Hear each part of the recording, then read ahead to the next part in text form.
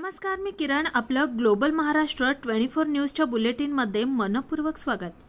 आज आपण पाहणार आहोत आमच्या ग्लोबल महाराष्ट्र 24 वृत्तवाहिनीवर विशेष मुलाखत. आजच्या विशेष भागात आमचे कार्यकारी संपादक भीमप्रकाश गायकवाड सर काही सेकंदातच संबोधी अकादमीचे संस्थापक अध्यक्ष समाजभूषण माननीय भीमराव हत्तीअंबिरे यांची ग्रेट भेट आणि विशेष मुलाखत. पाहत रहा फक्त ग्लोबल महाराष्ट्र 24 न्यूज. महाराष्ट्रातील आघाडीच्या ग्लोबल महाराष्ट्र न्यूज 24 मध्ये आपल्या सर्वांना नमस्कार, स्वागत. आज आपण महाराष्ट्रातील अशा व्यक्तीला भेटणार आहोत, चर्चा करणार आहोत, त्यांच्या भावना जाणून घेणार आहोत. ते होत समाजभूषण पुरस्कार प्राप्त भीमराव हत्तीअंबिरे. खरं तर भीमराव हत्तीअंबिरे यांची महाराष्ट्राला नव्याने ओळख करून देण्याची गरज नाही.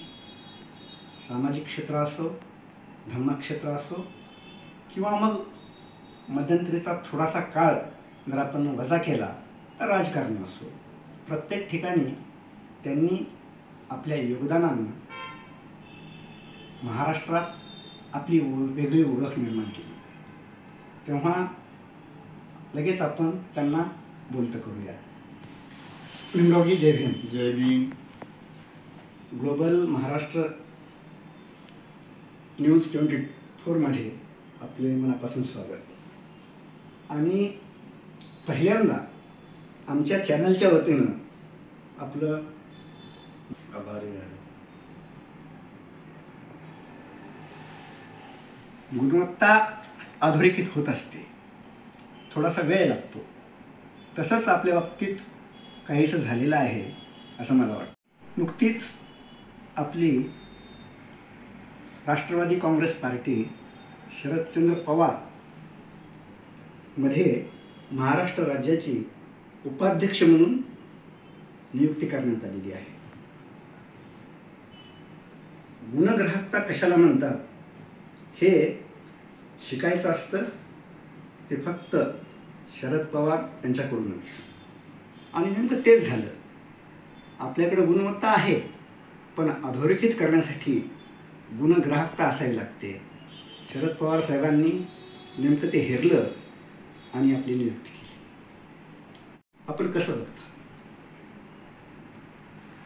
देशाचे नेते आदरणीय शरदचंद्रजी पवार साहेब आणि महाराष्ट्राचे धडाडीचे लोकप्रिय प्रदेशाध्यक्ष माननीय जयंतरावजी पाटील साहेब यांनी राष्ट्रवादी काँग्रेस पार्टीच्या उपाध्यक्षपदी निवड केली. त्याबद्दल दोघांचे मनपूर्वक आभार. आणि त्यांनी केलेल्या या निवडीचं सोनं करून महाराष्ट्रातल्या आंबेडकरी समाजात जे प्रश्न आहेत ते प्रश्न सोडवण्यासाठी या पदाचा मला उपयोग करता येईल, त्याच्यामुळे मला मनस्वी आनंद आहे. मध्यंतरीच्या काळात आपण राजकारणापासून थोडं दूर होता, पण राजकारणापासून दूर जरी असलात तरी राजकारणावर आपलं बारीक लक्ष होतं. आणि राजकारणावर बारीक लक्ष ठेवत असतानाच आपलं सामाजिक आणि धम्म कार्यात जे योगदान आहे ते निरंतर राहत आलेलं आहे. ही जी निवड झालेली आहे, मी माझा पिंडच सामाजिक कार्यकर्त्याचा आहे. आणि आदरणीय नेते राष्ट्रवादी काँग्रेस पक्षाचे जे राष्ट्रीय अध्यक्ष शरदचंद्रजी पवार साहेबांची सुद्धा भूमिका आहे की 80% समाजकारण आणि 20% राजकारण. त्या दृष्टिकोनातूनच त्यांची देशात आणि राज्यात वाटचाल राहिलेली आहे. आणि मग त्यांच्या विचाराचा वसा घेऊन गेली अनेक वर्ष सामाजिक, धार्मिक आणि शैक्षणिक कार्यामध्ये महत्त्वपूर्ण जबाबदारी पार पाडली आहे. आणि पवार साहेबांचं जे आज देशामध्ये RSS आणि भारतीय जनता पार्टी जातीबंदी भांडणं लावून विष पेटवण्याचं काम करत आहेत, संविधान बदलाची भूमिका घेत आहेत. त्या भूमिकेच्या विरोधात खंबीरपणे पवारसाहेब उभं राहिले. त्याच्यामुळे मला त्याचा मनस्वी आनंद आहे आणि म्हणून मग पवारसाहेबाला मनातून साथ द्यावी आणि मग आंबेडकरी जनतासुद्धा राष्ट्रवादी काँग्रेस पार्टी शरदचंद्र पवार साहेबांसोबत जोडावी असं मला वाटतं. नेमकं तसं काही कारण नाही, पण कुठेतरी चांगला प्लॅटफॉर्म मिळावा आणि आपण केलेल्या कार्याची नोंद व्हावी अशी वाट बघत होतो आणि पवार साहेबाच्या सतत मी संपर्कात होतोच. मी म्हणेल की पवार साहेबांसोबत, जयंत पाटील साहेबसोबत आमचे खासदार फौजिया खान मॅडम असेल आणि या जिल्ह्याचे सर्व समाजाला घेऊन चालणारे जिल्हाध्यक्ष विजयरावजी गव्हाणे साहेब असेल किंवा विजय भांबळे असतील, या सगळ्या लोकांचं तर सहकार्य आहेच. खरं तर ते तर आहेच की म्हणजे सातत्याने जे सामाजिक, धार्मिक आणि शैक्षणिक काम केलं त्याची नोंद न झाली असं मला वाटते आहे. आणि मला मनस्वी वाटतं की गेल्या अनेक वर्षापासनं या महाराष्ट्रामध्ये आपण महाराष्ट्राच्या मागच्या महायुती सरकारच्या 2 वर्षाचा जर कालखंड बघितला तरी अनुसूचित जातीची 15% वर लोकसंख्या असताना म्हणजे हे सरकार या समाजाचा सामाजिक न्याय मंत्री सुद्धा वेगळा करू शकले नाही. म्हणजे या महायुती सरकारमध्ये मागासवर्गीय, नवबौद्ध, अनुसूचित जातीच्या प्रश्न सोडवण्याच्या बद्दल किती उदासीनता आहे असं दिसून येईल. आणि 200 आमदाराचं पाठबळ असलेलं स्थिर सरकार म्हणणारे किती अस्थिर आहेत की एक सामाजिक न्यायाला मंत्री सुद्धा देऊ शकले नाहीत किंवा मंत्रिमंडळात वाढ करू शकले नाहीत, हे सुद्धा आपल्याला दिसून येतं. तो जो सामाजिक न्याय विभाग आहे निष्क्रिय झालेला आहे, याची काही ठळक उदाहरणे आपण सांगू शकतो? वर्षापासून प्रामुख्याने राज्याचे उपमुख्यमंत्री देवेंद्र फडणवीस, एकनाथराव शिंदे हे नवबौद्ध आणि अनुसूचित जातीला प्रवाहातून कसं बाजूला फेकले द्यावं यासाठी खास प्रयत्न करत आहे. आणि आंबेडकरी समाजाच्या विद्यार्थ्यांसाठी, अनुसूचित जातीच्या विद्यार्थ्यांसाठी महत्त्वपूर्ण काम करणारी जी बार्टी आहे त्या बार्टीचं खास करून खच्चीकरण केलं जातं, तिला निधी दिला जात नाही. 850 PhD करणारे विद्यार्थी गेले 2 वर्षापासून विविध मार्गाने आंदोलन करत आहेत. मग पुण्याला असेल, बार्टी पुढं आझाद मैदानला असेल, 100 दिवस उपोषण करून सुद्धा त्या विद्यार्थ्याला न्याय दिलेला नाही.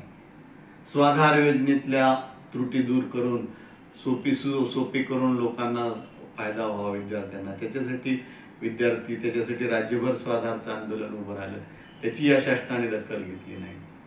सामून वर्ष अनुदान दिलं जात नाही. आणि अनुसूचित जाती जमाती कायद्यान्वये पीडितांना मिळणारी मदत 2 वर्ष या सरकारद्वारे दिली जात नाही. आणि अनुसूचित जाती जमातीचा आयोग जो महाराष्ट्र राज्यातल्या गरीब माणसाला मदत करणार होता, 2 वर्षामध्ये या सरकारने त्या आयोगाचं सुद्धा गठन केलेलं नाही. म्हणजे हे सरकार मागासवर्गीय, नवबौद्धाच्या प्रश्नाबद्दल किती उदासीन आहे हे दिसून येते. आपण मोकळेपणानं बोलतो. गेल्या अनेक वर्षाची आपण आंबेडकरी चळवळीच्या नेत्यांची वाटचाल बघितली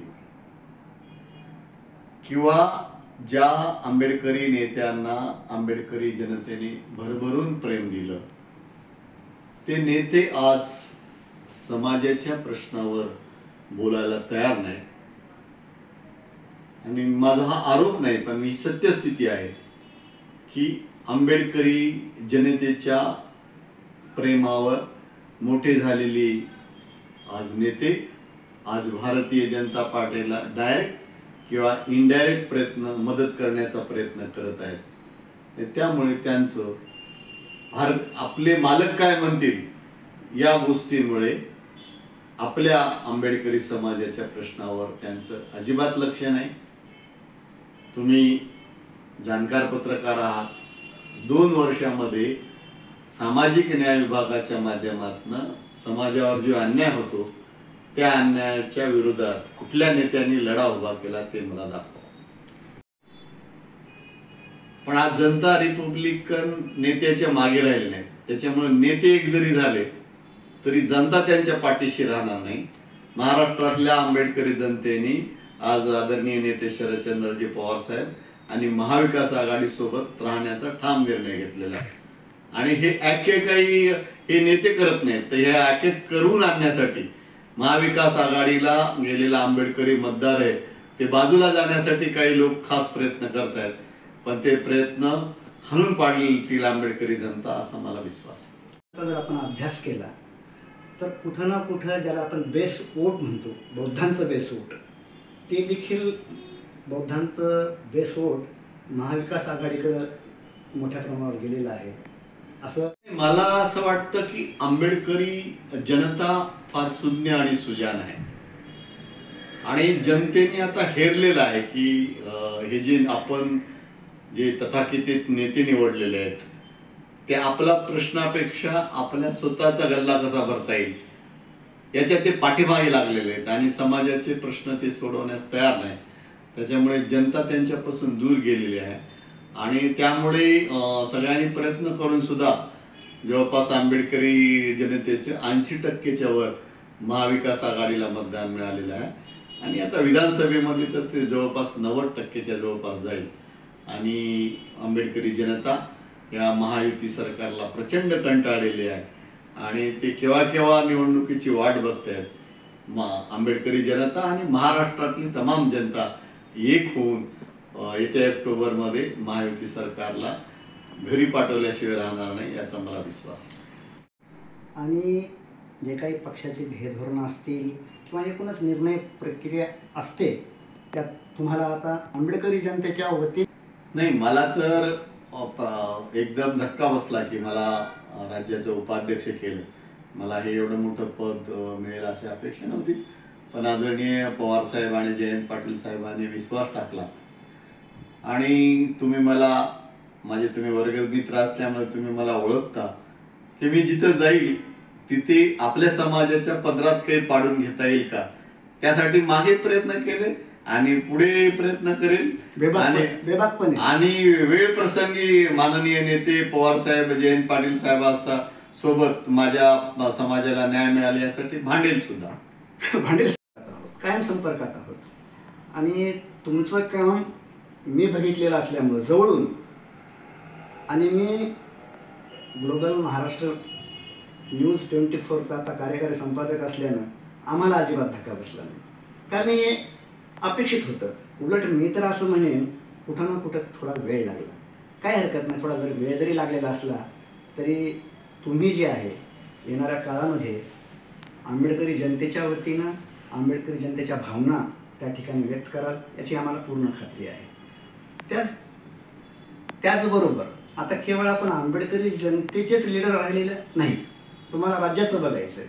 राज्याच्या अनुषंगाने तुमची काय भूमिका आहे? सगळे समाज घटक नाही जयंत पाटील साहेब, सुप्रियाताई आहेत, हे महाराष्ट्रातल्या सर्वसामान्य माणसांना, मग ते शेतकरी, कष्टकरी, मजूर असतील, या सगळ्यांच्या प्रश्नावर त्यांनी गांभीर्यपूर्वक लक्ष असतं त्यांचं. आणि ती राष्ट्रवादी पार्टीची जी ध्येय धोरणं आहे ती सर्वसामान्यांसाठी राबवण्याचा मी नेटाने प्रयत्न करेन. आणि त्यातल्या त्यात मी पुन्हा आपल्याला सांगतो की त्यातल्या त्यात जो माझा उपेक्षित समाज आहे त्याला सत्तेमध्ये सहभागी करून घ्यायचं, त्यांच्या तरुणांना न्याय देण्याचा याचा फायदा मी या संधीचा करेन. आणि राज्यभरातले जे तरुण कार्यकर्ते आहेत त्यांना जोडण्याचं, समजून सांगण्याचं आणि त्यांना सत्तेमध्ये सहभागी करून घेण्यासाठी प्रयत्न मी सातत्याने करेन असं आम्हाला अजिबात वाटत नाही.